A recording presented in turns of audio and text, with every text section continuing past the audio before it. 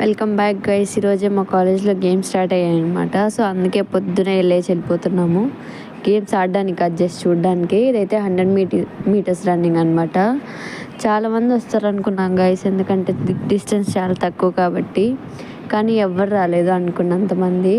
ఆ వచ్చిన మెంబర్స్ని 3 బ్యాచెస్ లాగా డివైడ్ చేశారు. ఆ 3 బ్యాచెస్ నుంచి టాప్ 2 తీస్తారు. ఆ టాప్ 2కి మళ్ళీ ఇంకోసారి కండక్ట్ చేస్తారు. ఆ టాప్ 2 కండక్ట్ చేసిన గేమ్లో టాప్ 3 తీసి వాళ్ళకి ప్రైజ్లు ఇచ్చేస్తారనమాట.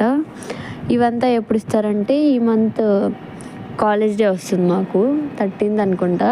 అప్పుడు ఇస్తారు గైస్. అప్పటి వరకు మేము వేచి ఉండాలి ఆ ప్రైజెస్ కోసం.